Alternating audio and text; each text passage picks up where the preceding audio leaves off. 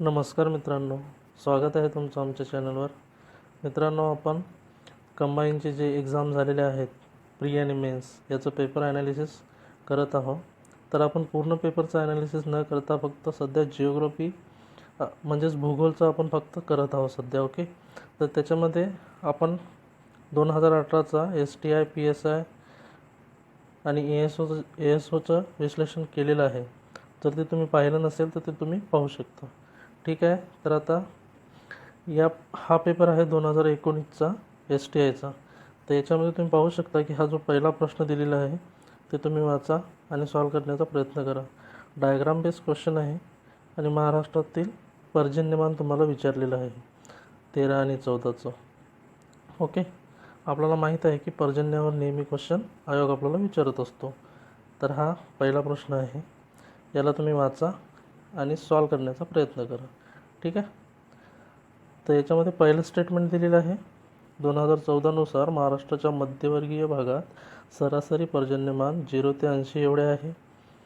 ठीक आहे. त्याच्यानंतर दुसरं स्टेटमेंट आहे, 2013नुसार महाराष्ट्राच्या उत्तरेस 120 व त्यापेक्षा जास्त सरासरी पर्जन्य आढळले. तिसरं स्टेटमेंट दिलेलं आहे, धुळे, जळगाव, अमरावती येथे 2014नुसार 120 व त्यापेक्षा जास्त पाऊस पडतो. आणि चौथं स्टेटमेंट दिलेलं आहे, महाराष्ट्रात 2013पेक्षा 2014मध्ये पावसाचे प्रमाण जास्त आहे.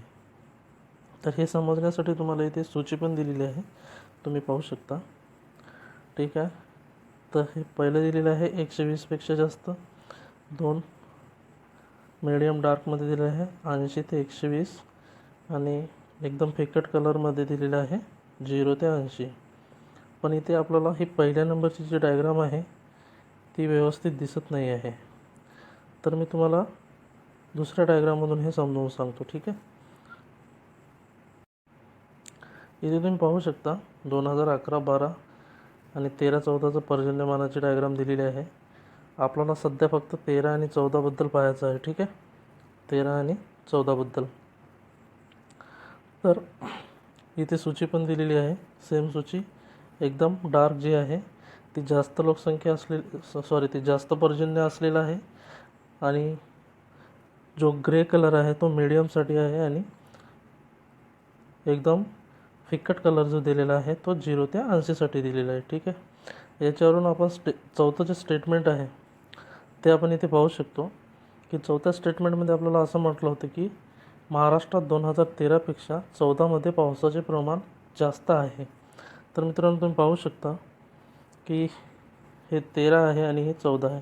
तर 14मध्ये आपल्याला पाहताक्षणी आढळून येत आहे की इथे कमी पाऊस आहे. ठीक आहे. कारण हे जे येत आहे हे 0 ते 80 ग्रुपमध्ये येत आहे आणि इकडे जो आहे तो 120 आणि त्याच्यापेक्षा आणि मीडियम पद्धतीचा जो आहे तो पाऊस झालेला आहे. ठीक आहे.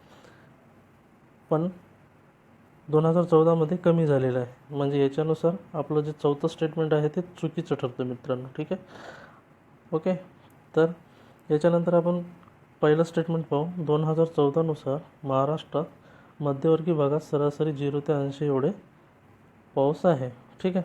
तर 2014मध्ये 0 ते 80 मध्यवर्गीय भागात. हा तर इथे तुम्ही पाहू शकता की 2014मध्ये मध्यवर्गीय भागात जो आहे तो 0 ते 80च आहे. ठीक आहे. म्हणजे आपलं ह्याचं पहिलं जे स्टेटमेंट आहे ते बरोबर ठरतं. त्याच्यानंतर दुसरं स्टेटमेंट पहा. 2013नुसार महाराष्ट्राच्या उत्तरेस 120 व त्यापेक्षा जास्त सरासरी पर्जन्यमान आढळलेले आहे. 2013बद्दल बोलत आहे. ठीक आहे. तर 2013मध्ये आपण पाहू शकतो की साधारणतः हा जो महाराष्ट्राचा उत्तरी पोर्शन आहे तिथे 120पेक्षा जास्त पर्जन्यमान आढळले आहे. तर बरोबर आहे मित्रांनो, तो आपलं हे दुसरं स्टेटमेंट काय होणार आहे, बरोबर आहे आणि चौथं स्टेटमेंट आपलं चूक होणार आहे. तर यानुसार आपण आपल्या क्वेश्चनला अटेम्प्ट करूया. ठीक आहे. आपण पाहिलं होतं की पहिलं जे स्टेटमेंट आहे ते आपलं काय होतं आहे, बरोबर होत आहे. दुसरं स्टेटमेंट पण बरोबर होत आहे आणि चौथं जे स्टेटमेंट आहे ते चूक होत आहे. ठीक आहे. याच्यानुसार तुम्ही पाहू शकता की केवळ अ बरोबर, ब बरोबर आणि ऑप्शन नंबर 3मध्ये दिलेले आहे आणि ब बरोबर. तर ठीक आहे, ड चूक असल्यामुळे हे तर ऑप्शन आपलं कटलं होतं, त्याच्यामुळे आपल्यासमोर एकच ऑप्शन उरलेलं आहे, ऑप्शन नंबर 3. ठीक आहे. तर मित्रांनो, तुम्ही पाहू शकता की पर्जन्यावर आपल्याला नेहमी क्वेश्चन विचारले जातात आणि तसा हा प्रश्न सोपा होता. तुम्हाला फक्त थोडंसं इथे ऑब्झर्वेशन करून सॉल्व करायचा होता. ठीक आहे. तर अशा पद्धतीने तुम्हाला हा प्रश्न समजला असेल. ओके. तर आता आपण पाहूया दुसरा प्रश्न. ओके. Question number 92. महाराष्ट्रातील लोह खनिज एकूण साठ्यापैकी किती टक्के साठा महाराष्ट्रात आहे? ठीक आहे. तर बऱ्याच मित्रांना याचं उत्तर जे आहे ते माहीतच असेल. याचं उत्तर जे आहे ते 20% आहे. ठीक आहे. हे सर्वांना माहीत असेल. पण मित्रांनो, आपल्याला फक्त एवढं पाहूनच चालणार नाही. तर यासोबत लोह खनिजाचे साठे महाराष्ट्रात कुठे कुठे आहेत, ठीक आहे, त्याचं एक मॅपच्या साहाय्याने आकलन करून घेणं आपल्याला खूप गरजेचं आहे.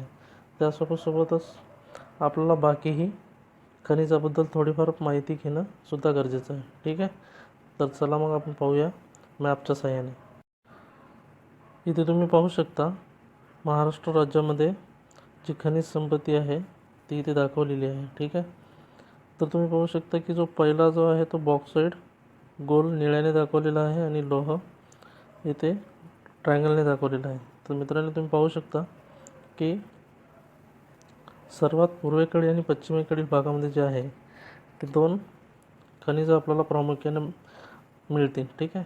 तर लोह खनिज जे आहे ते पूर्वेकडील भागात चंद्रपूर आणि गडचिरोलीमध्ये जास्त आहे. चंद्रपूर आणि गडचिरोलीमध्ये आपल्याला काय दिसत आहे, तर लोह खनिज जे आहे ते जास्त दिसत आहे. ठीक आहे.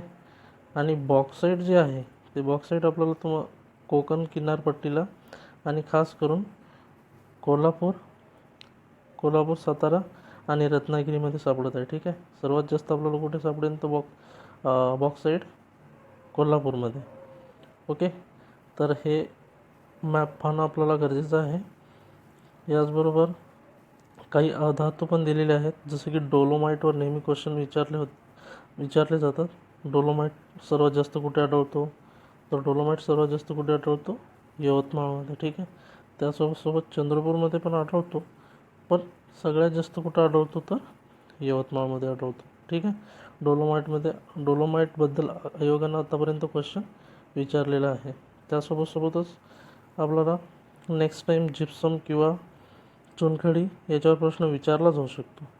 तेव्हा तुम्ही या मॅपला पाहून घ्या आणि याच्या पद्धतीने क्वेश्चन सॉल्व करण्याचा प्रयत्न करा. ठीक आहे. इथे तुम्ही पाहू शकता लोह खनिजाचं जे आहे ते शुद्धतेनुसार त्याचे प्रकार पडतात. ठीक आहे. मॅग्नेटाईट, हेमेटाईट, लिमोनाईट आणि सिंडेराईट. तर याचे पर्सेंटेज इथे दिलेले आहे, ते पण तुम्ही पाहू शकता. ठीक आहे. त्याबरोबर चुनखडी आणि क्रोमाईट कुठे आढळतो हे पण दिलेलं आहे.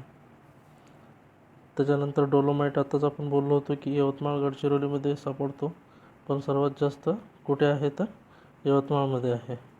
सोबत याचे उपयोग पण दिलेले आहे. नेक्स्ट टाईम आपल्याला त्याचा उपयोग पण विचारू शकतात, त्याच्यामुळे तुम्हाला त्याचे उपयोग पण माहीत असणे गरजेचं आहे. ठीक आहे. आणि सगळ्यात महत्त्वाचा प्रश्न याच्या शुद्धतेवर बनतो. तर सगळ्यात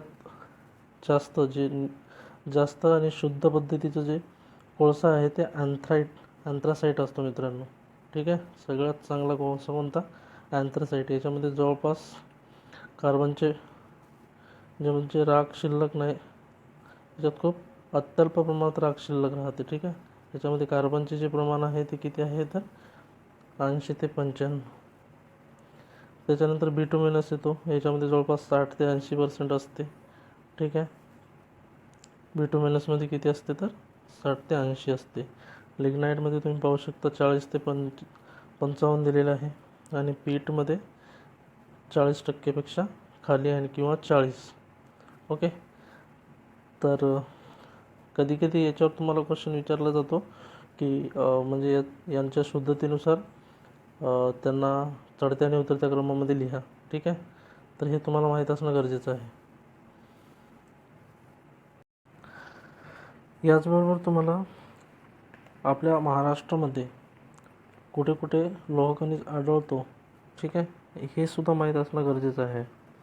तर त्याच्यासाठी तुम्ही पाहू शकता की चंद्रपूरमध्ये जे चिमूर तालुका आहे तिथे याचे साठे आढळतात. सोबत भिसी आणि असोला, ब्रह्मपुरी, रत्नापूर आणि लोहार डोंगरी येथे. गडचिरोलीमध्ये माहीत आहे तुम्हाला सूरजगड, भामरगड, दमनकोट आणि पडवी, ठीक आहे. सूरजगडमध्ये कोणता आहे तर भामरगड, सूरजगड आणि पडवी हे कुठे आहे तर गडचिरोलीमध्ये, ठीक आहे. आणि गोंदियामध्ये गोरेगाव तालुक्यामध्ये आंबे तलाव आणि खुर्सीबार आणि आंबे तलाव कुठे आहे गोंदियामध्ये.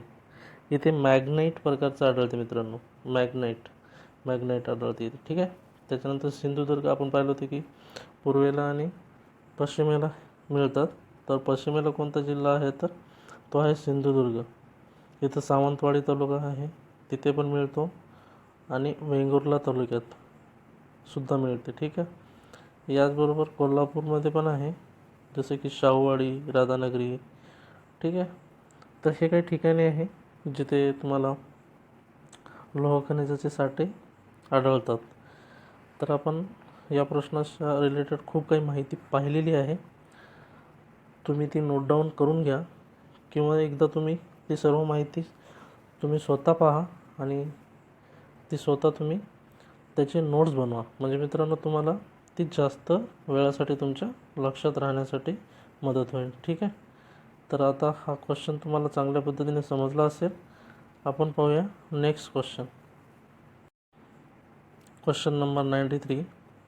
योग्य जोड्या लावा. इथे डोंगर दिलेले आहेत आणि सोबत जिल्हा दिलेला आहे, ठीक आहे. तर डोंगर आणि जिल्हा आपल्याला माहिती आहे की डोंगरावर आपल्याला नेहमी क्वेश्चन येतात, डोंगर, पर्वत, घाट, ठीक आहे. तर ते तुम्ही चांगल्यानं करून घ्या. आता या क्वेश्चनला अटेम्प्ट करण्यासाठी तुम्हाला याच्यापैकी एक जरी माहीत असेल तर तुम्ही अटेम्प्ट करू शकता. तर आपल्याला माहिती आहे की तोरणामाळीची जी रांग आहे ती साधारणतः नंदुरबार आणि जळगाव जिल्ह्यातून जाते. तर तोरणामाळ जे स्तंभ आहे, तोरणामाळ जिथे स्तंभ आहे, ठीक आहे. तर हे स्तंभ कुठे आहे तर नंदुरबारमध्ये आहे, एवढं आपल्याला माहीत आहे.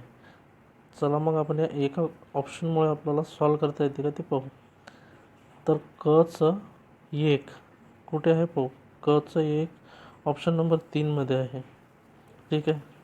आणि याच्याबरोबर कुठेच आपल्याला दुसरं काही दिलेलं नाही आहे. तर आपण इथे आरामशी या क्वेश्चनला टिक करू शकतो आणि याचं आपल्याला उत्तर मिळून जाईल. म्हणजे पहा मित्रांनो, आपल्याला जर एकच माहीत असेल तरी आपण या क्वेश्चनला अटेम्प्ट करू शकलो असतो, ठीक आहे. तर सर्वात पहिले तुम्ही पण असं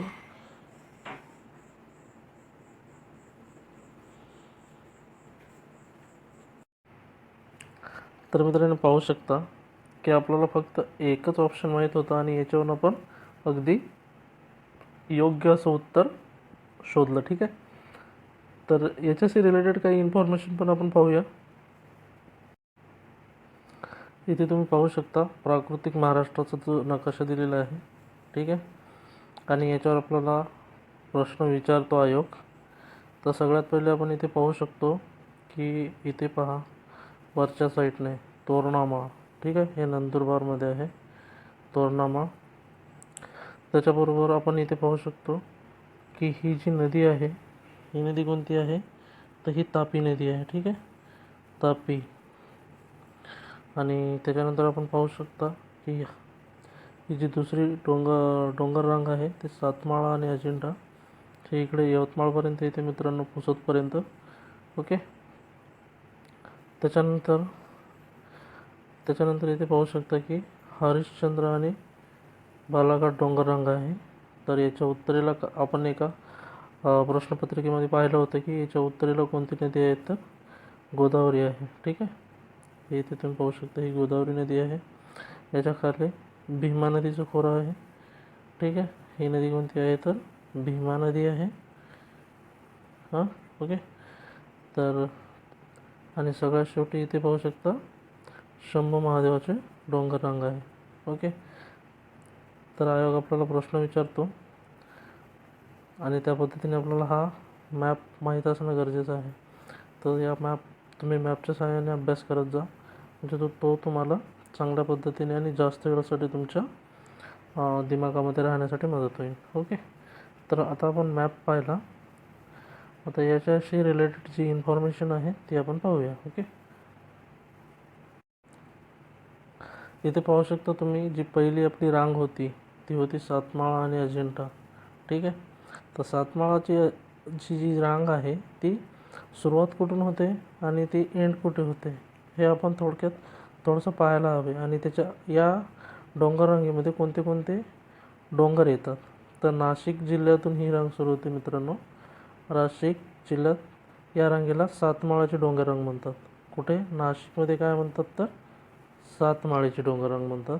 आणि औरंगाबाद जिल्ह्यामध्ये हिला अजिंठ्याची म्हणतात. ठीक आहे. तर हा क्वेश्चन पण बनू शकतो की सातमाळा डोंगररांग कुठे आहे, तर सातमाळा डोंगररांग नाशिकमध्ये आहे आणि अजिंठा औरंगाबादमध्ये आहे. ठीक आहे. याबरोबरच या डोंगररांगेबद्दल आणखीन माहिती जर पाहायचं झालं तर तुम्ही पाहू शकता की हिची उंची जी आहे ते पूर्वेकडे कमी कमी होत जाते. ठीक आहे. आणि यासोबत सोबत नांदेड जिल्ह्यापर्यंत पण याची शाखा पसरलेली आहे. नांदेड जिल्ह्यातून निर्मल व यवतमाळला आणि उत्तरेला यवतमाळ जिल्ह्यात अजिंठा डोंगररांग आहेत. ठीक आहे. हे तुम्ही वाचून घ्या माहिती.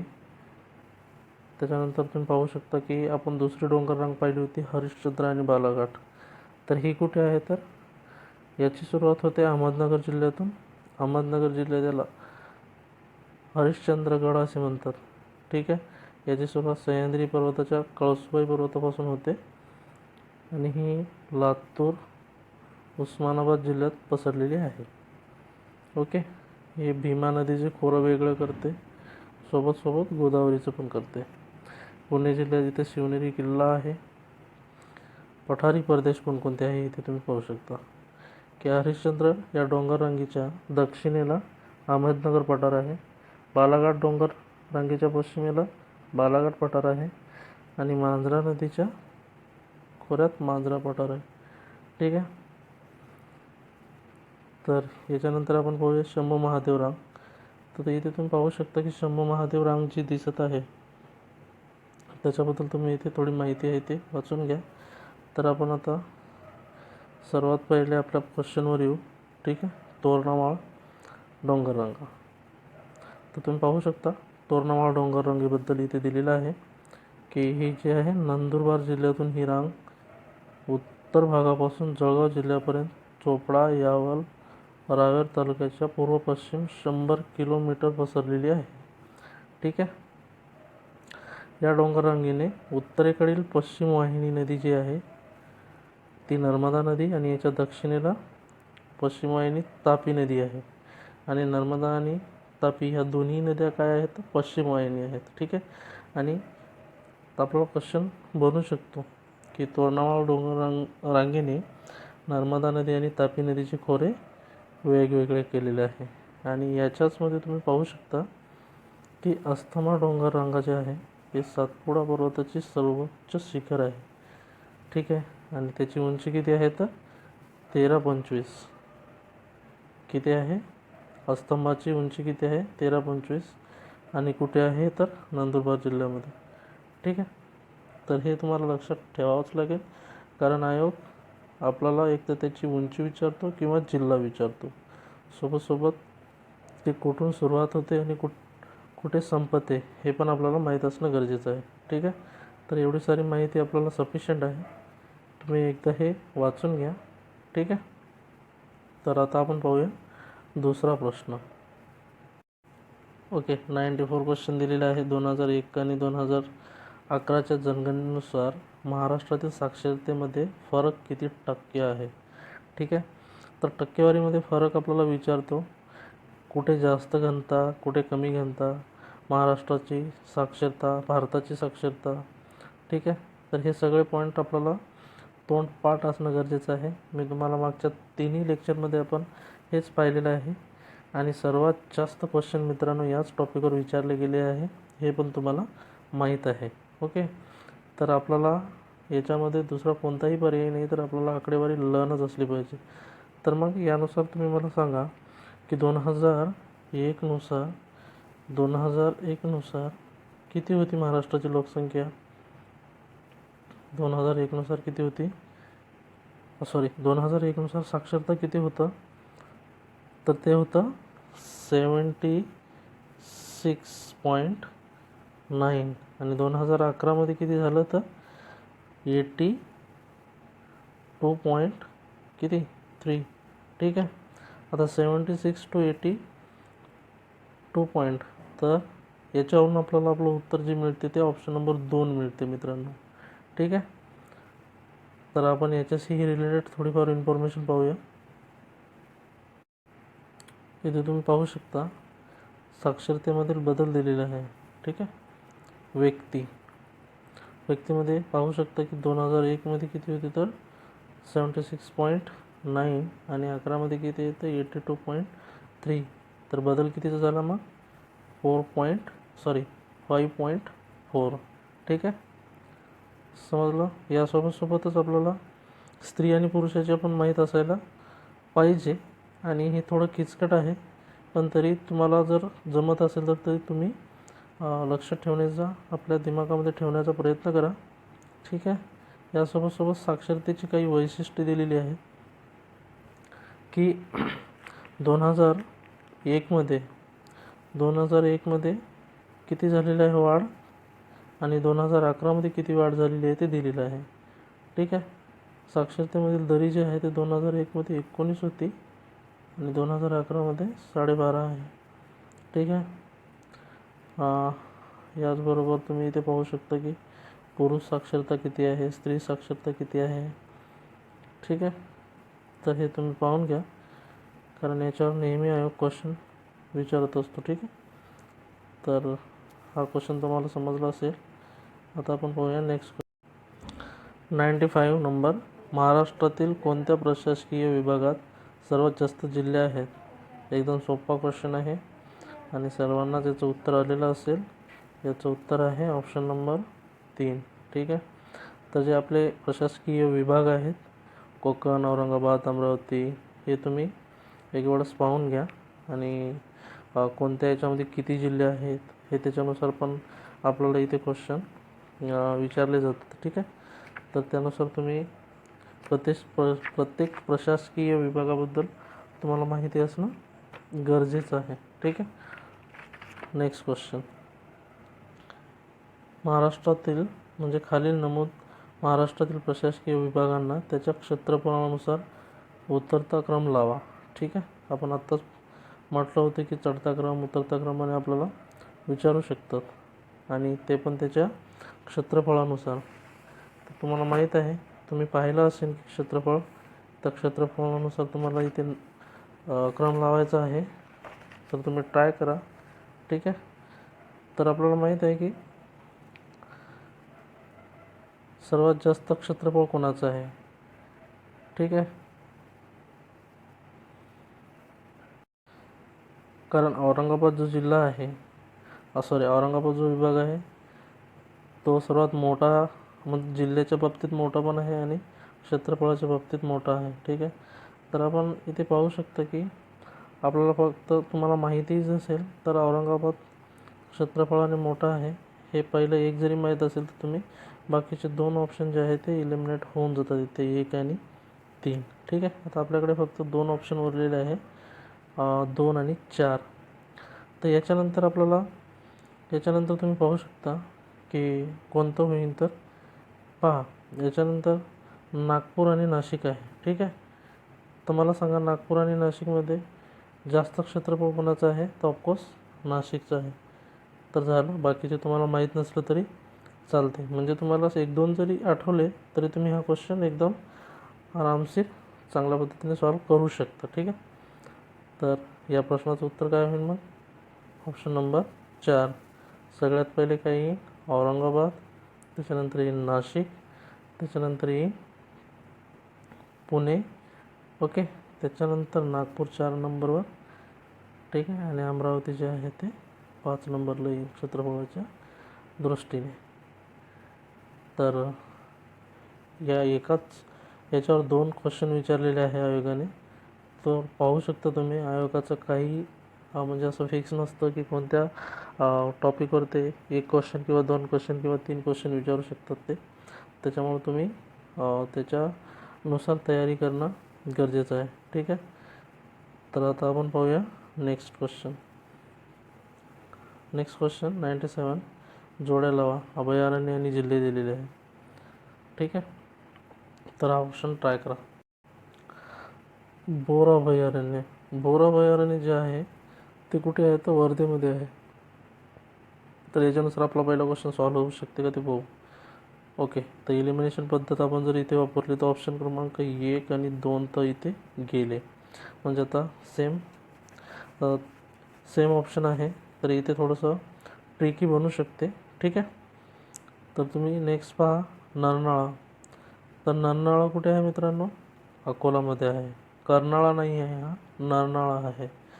तर बचं 3, त्याच्यामुळे ऑप्शन नंबर 3 पण आपलं इथं एलिमिनेट झालेलं आहे आणि ऑप्शन नंबर 4 जे आहे ते आपलं उत्तर होईल. काय तर बोर धरण, वर्धेमध्ये धरण आणि अभयारण्य पण आहे ते. ठीक आहे. Narnala Akola 3 Akola.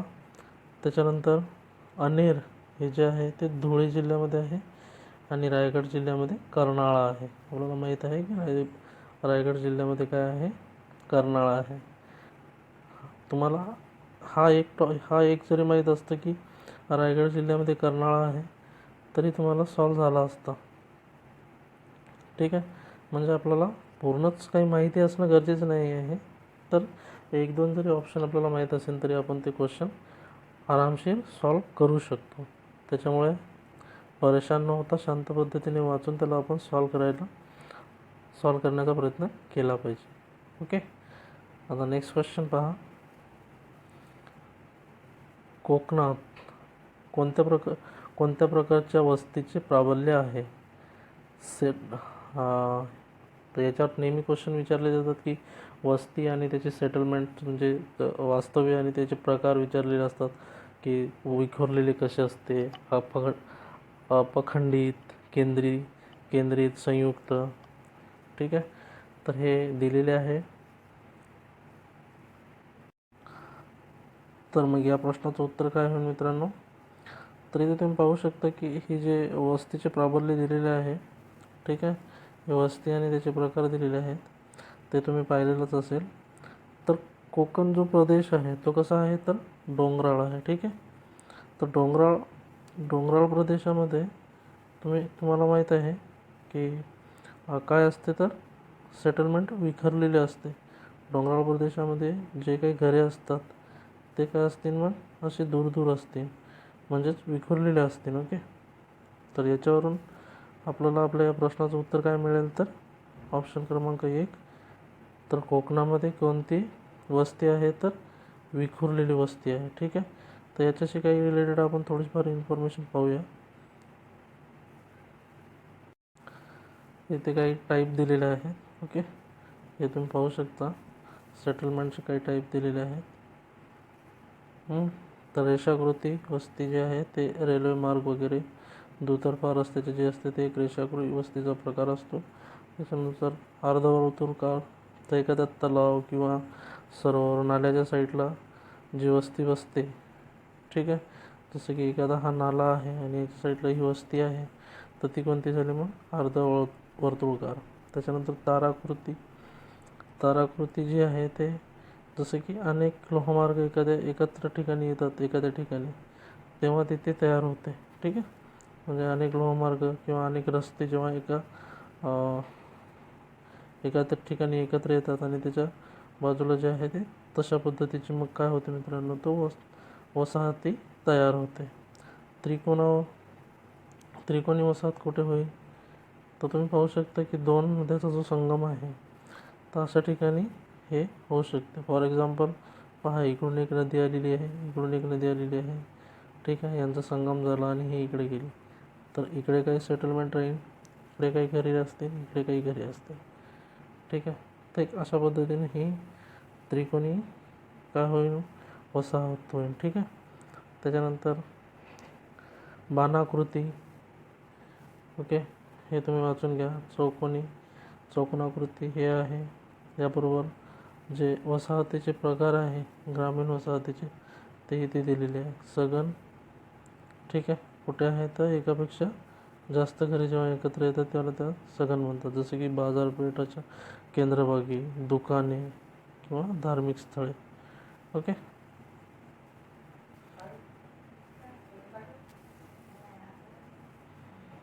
Okay, next question आहे. इथे काही घाट दिलेला आहे आणि त्याची उत्तर दक्षिण जे आहे ते आपल्याला अरेंज करायचे आहे. ठीक आहे. उत्तर दक्षिण आपल्याला अरेंज करायचे आहे आणि त्याच्यानुसार तुम्ही इथे पाहू शकता की सगळ्यात पहिले वरतं कोणता येईल तर रायगड जिल्हा येईल. ठीक आहे. त्याच्यानंतर काय येईल तर तुम्ही सगळ्यात पहिले पाहू शकता इकडे की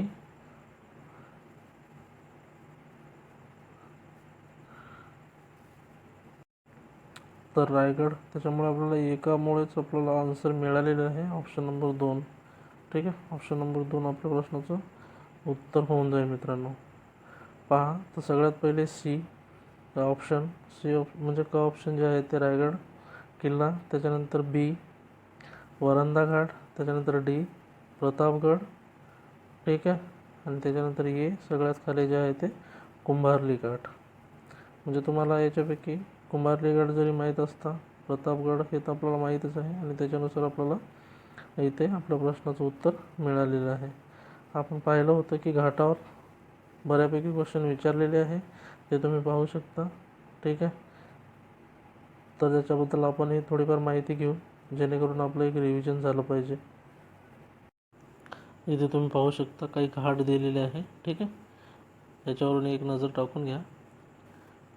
ओके. जसं की बोरघाट पुणे मुंबई, ताम्हिणी घाट कुठे आहे तर चिपळूण. ठीक आहे. आंबेनळी कोल्हापूर महाबळेश्वर. ओके. याचबरोबर दिवा घाट बारामती, दिवा घाट जो आहे तो बारामती आहे. ठीक आहे. कुंभारली घाट सातारा चिपळूण, आंबा घाट कोल्हापूर रत्नागिरी. ठीक आहे. आंबोली कोल्हापूर सावंतवाडी. याच्यासाठी तुम्हाला मित्रांनो एक काहीतरी ट्रिक बनवावी लागेल आणि ते तुम्हाला लर्नच करावं लागेल. ठीक आहे. तर आता आपण पाहूया, हा क्वेश्चन तुम्हाला समजला असेल. आता आपण पाहूया नेक्स्ट क्वेश्चन. ठीक आहे. ओके, लास्ट क्वेश्चन 10वा क्वेश्चन. इथे तुम्ही पाहू शकता की काही विधाने दिली आहे आणि आपल्याला योग्य विधान ओळखायचं आहे. तर पूर्णा ही तापीची उपनदी आहे, अगदी बरोबर आहे. ठीक आहे. तर पूर्णा ही तापीची उपनदी आहेच. तापी नदी पश्चिम वाहिनी आहे. ठीक आहे. तापी आणि सोबत कोणती तर नर्मदा. ओके. नर्मदा आणि तापी. ठीक आहे. त्याच्यानंतर तापी नदी पूर्व दिशेकडे वाहते नाही, तर हे ऑप्शन आपलं काय आहे, चूक आहे. ठीक आहे. तर पूर्वेकडे ती नाही वाहत, तर जिथे जिथे क आहे ते सगळे ऑप्शन काय होईल आपले चूक होतील. तर इथे तुम्ही पाहू शकता की 2 हे पण चूक होईल, ड हे पण चूक होईल, इथे पण क आहे तर तिसरं पण चूक होईल. तर संपलं. आपल्याला चौथं स्टेटमेंट पाहायची गरज पडली नाही आणि आपल्याला आपलं उत्तर मिळालं ऑप्शन नंबर 1. ओके. तर मित्रांनो, आपण जो STI मेन्स 2019चा पेपर पाहिलेला आहे. ठीक आहे. आणि सेम टॉपिक रिपीट होत आहे. आपण पाहिलं होतं की ASO STIचा जो आधीचा पेपर झाला होता. ठीक आहे. त्याचबरोबर PSIचा पण पेपर आपण पाहिला आहे. तर या सगळ्यामध्ये सारख्याच प्रश्नावर आपल्याला म्हणजे सारख्याच टॉपिकवर आपल्याला क्वेश्चन विचारण्यात येत आहेत. ठीक आहे. जसं की लोकसंख्या, जनगणना किंवा प्लेसेस, रिवर, घाट, शिखरे, नद्या, वृष्टी. ठीक आहे.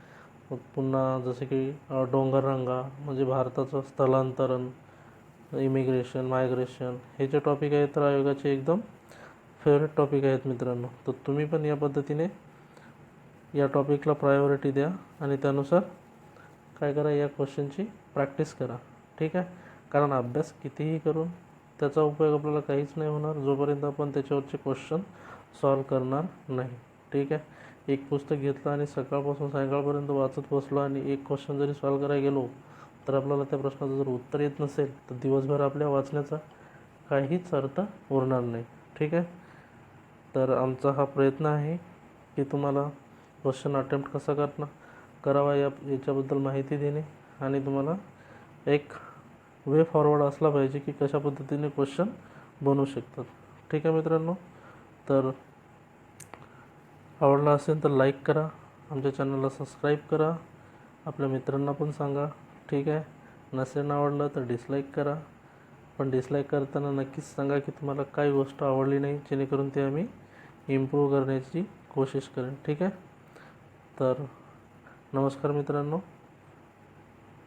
आता आपण नंतर पाहू, नंतर येऊ एखाद्या दुसऱ्या चांगल्या व्हिडिओसोबत. ठीक आहे. बाय.